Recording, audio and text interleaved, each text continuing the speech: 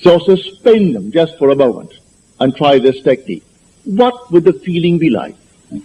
How would I feel if it were true that I am already the man that I would like to be? And if I am, how would I see my friends and how would they see me? It's all within us. So let my wonderful human imagination see them as they would have to see me if it were true. Bring them into my mind's eye and let them see me. And let them talk to me. And let them congratulate me on my good fortune. And don't duck. Accept the congratulations of your friends. If they really mean it. Actually play the part all within yourself. And then believe it 100%. As we are told in John's letter, the 5th chapter of his first epistle. If we believe that he hears us in all that we ask of him, then we know that we have obtained the request made of him. Well, if you get the right God, you have no doubts in your mind as to whether he heard you or not. For you know you heard it, and that's God. But if you're not quite sure that he heard it, because there are 3 billion talking to him, begging, well, then you may be not quite sure that he heard you. Maybe you don't think you're good enough, but you can't deny that you hear your own mind. You hear your own inner conversation. You hear your own inner speech. Well, if you know that one is God, well, then you are sure he heard you. Now you are told in that 5th chapter, the 15th verse of first epistle of John, if we know that he hears us in all that we ask of him, then we know that we have already obtained the request made of him. Well, all right. There's an interval between that imaginal act and its fulfillment, as there is between the creative act of a man and the birth of that child. Every little thing has an interval of time between the act and its fulfillment. A horse will take 12 months. A woman takes 9 months. The little sheep will take 5 months. A chicken will take 21 days. There are intervals of time. So the Bible teaches every vision has its own appointed hour. It ripens. It will flower. If it be late, then wait, for it is sure, and it will not be late. Different intervals of time. So it may take me a longer time. In this case with this man, 2 months to bring back 4,000 who were unemployed. To put his mind at rest that he doesn't have now to feel that he's going to be fired. He can put in now the extra time. Only a little while, 3 years and 2 months will complete his 30 years with Jones and Lachlan. And then what's a man of his age? 6 more years and then Social Security. So he'd have both. If it happened now, he wouldn't have it. He would be cut on Social Security and he would be let out without a good retirement fund. So she goes back and she reminds him that it happened before. He couldn't afford the roof for the house. And she said, I will see the roof on the house. I remember when it needed a roof. And so she told him, I recall telling you, I remember when it needed it. But soon after something happened in his work, he got the money and the roof is on. The wife wanted an organ. Couldn't afford the organ. All right. She said, I remember when you didn't have one. She has the organ. And she took one after the other. Of all these things, he's still, with all the evidence in the world, he is still working on some outside God. He thinks he's doing the wrong thing. He feels that if perchance that man is simply a devil incarnate, and he's taken me from my real God, which means something external to himself, that he fashions out of his own mind, and fashions with his hand, because all these little nonsenses that we buy, and stick them up as holy objects. First of all, no artist really ever designed them. It's an offense to speak of an artist when you see these horrible monstrosities that we buy and stick around the place and call them religious objects. So, find who he is. He is the living God. He is not a dead God. You want to read the 115th Psalm about the kind of gods that men worship. The whole psalm is devoted to the false god that the whole vast world worships. He has eyes, but he sees not. Ears, and he hears not. Feet, and he walks not. Hands, and he touches not. Just a dead thing made by human hands, when the living God is within man as his own wonderful human imagination. So I tell you that all that you behold, though it appears without, it is within, in your own wonderful human imagination, of which this world of mortality is but a shadow. All things exist in the human imagination, and everything you see as an objective reality was produced by imagining. Think of one thing, just think of one thing that would simply deny it. You can't think of one thing. So you go to the moon. You first had to imagine it. Had to imagine everything concerning the machine that took you to the moon. Everything in the world first has to be imagined and then executed. All right. The intelligence to do it will come, but you take the blueprint first and conceive it and dwell in it as though it were true. And no power on earth can stop it from becoming so. Your visions will clarify itself. At night, it's a different kind of a night. Your days are different. You see people differently. You can't walk by any man and not see him God incarnate. Can't do it. Even if he has the most horrible background.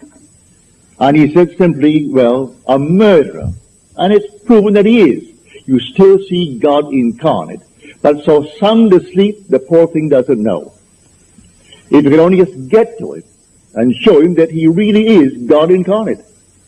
And the one he thought he killed, he has been restored to life. Not to the senses of man, but he is restored in a world just like this, terrestrial just like this. About his business, he continues his work until he too awakens from this dream of life. But all will awaken eventually. But why not start now? Start now to tell man who he really is. God and man are one. Man is all imagination, and God is man, and exists in us, and we in him. The eternal body of man is the imagination, and that is God himself. Nothing but God in the universe. All God. And eventually, you and I will awake. And because God is one, not two, you and I are one. Without loss of identity, that's one of the strangest mysteries in the world. Without loss of identity, we are one. I know that from my own personal experience. We are one. And yet, I am individualized. And you are individualized. And we tend forever and forever toward ever greater and greater individualization. And yet, we are one. And I will bring that out to the best of my ability as we proceed with these series of lectures. You will hear it. But tonight, if you're here for the first time and you want something practical, you apply what I've told you. First, have an objective. You must have an objective. You can't say, well, I don't know what I want. Well, all right. Come back the next time. Ask yourself, what would I like of life? Don't be ashamed to name it, what would I like of life? Well then, try to get some objective. Now, prayer, as far as I'm concerned, is nothing more than the subjective appropriation of the objective hope. That is the way to success. I appropriate it subjectively. How do I appropriate a state subjectively? Well, suppose now, this very moment, I wanted a ball, an ordinary baseball. But there isn't a baseball in the room, all right? But I want one. I would actually assume that I am holding a baseball in my hand until I could feel it. You think you can't feel it? Well, now try it. Try to feel what it would be like if you held a baseball. Now, to prove that you have held it, see what it feels like, the difference now, a tennis ball. See any difference? All right, a golf ball. See any difference? A piece of silk. You feel any difference? If you can distinguish between these many objects, though they are subjective, then there must exist somewhere. If you can actually separate them in your mind's eye and distinguish between these objects, I can begin to feel, begin to sense, begin to smell a rose. Well, a rose doesn't smell or doesn't actually have the odor of another flower. I can detect the rose. Now a lily, an Easter lily. I can detect that. Well, what does it do? Well, I'm going to get them. Someone will think of Neville and send him a flower. And it's going to be the flower that I'm going to actually feel and touch and smell. It works that way. Money has an odor. It's unlike any odor in the world. It's more fragrant to the miser than the most marvelous perfume in the world. He can tell it. You put a money bag to his face, and it's like putting roses to mine. He loves it. He can smell money. He can feel it. Money has a distinct feel about it.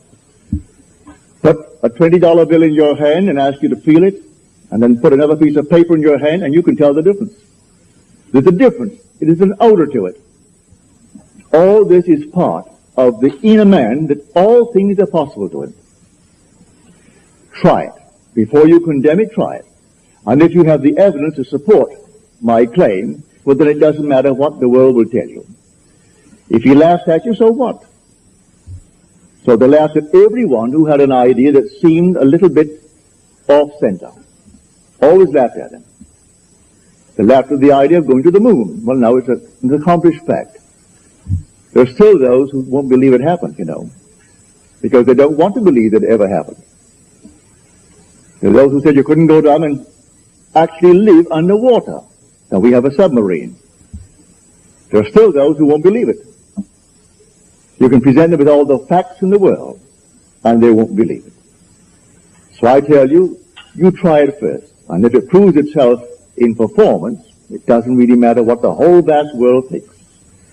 Go about your Father's business, which is yourself, and then live a full and wonderful life in this world of Caesar. And the day will come you will actually depart this world. I mean this age. Because those who are departing it now, unless they are awakened, they still find themselves in a world just like this.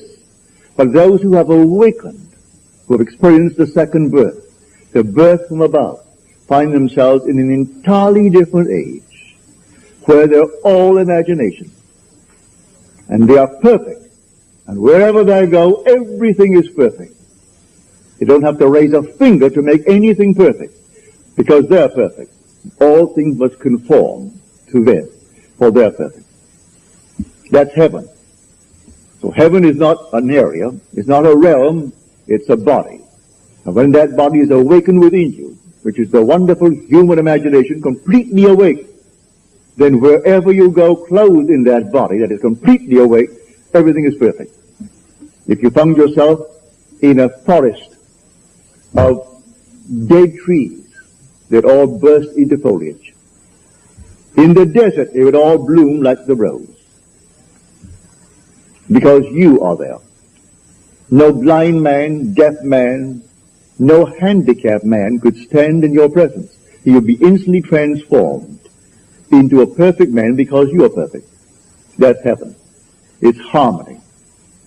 So it's not a place where you're going to go, pearly streets and all that nonsense. No.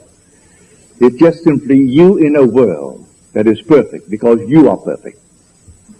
And the day will come, you will awaken that body where it's in you now. That body is in you, but it's sound asleep. And one day you will experience the resurrection. And you'll know the mystery of the resurrection.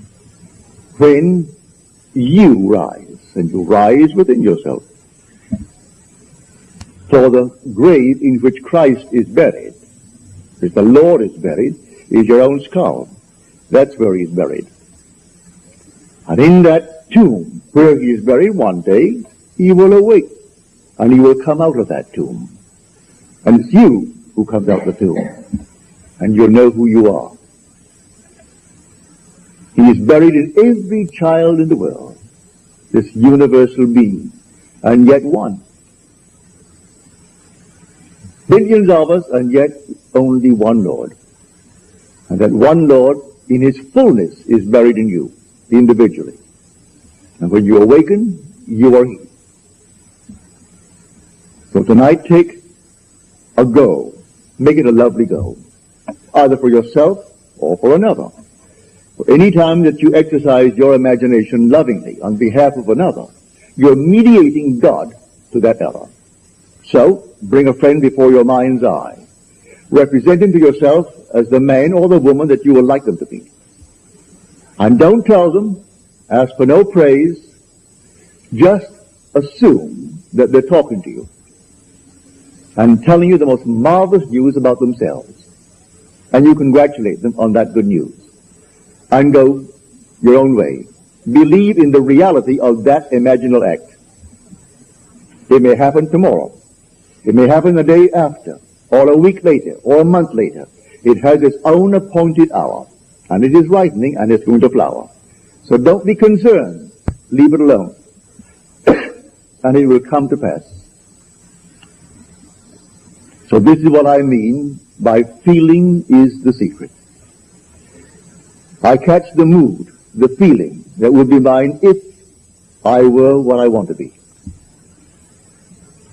I don't have to touch something. I can if I want to. But it's the mood I'm speaking of. What would the feeling be like if she were well? If she were this? And then you catch it, just as though it is true. You always go to the end, and the end is where you begin. We're always imagining ahead of our evidence. So go to the end, and feel the end. And then dwell in that end, even though reason denies it and your senses deny it. You turn your back upon the doubters. That is your senses and what reason dictates. That's the hell or the devil or Satan in the world. That's the doubter. So you turn your back upon it. And then you walk as though things were as you want them to be. And living in that assumption, it slowly hardens into fact. Even though at the moment of the assumption it was denied by reason, an assumption, though false, if persisted in, will harden into fact. So you learn to assume and learn to persist in the assumption, and it will come to pass.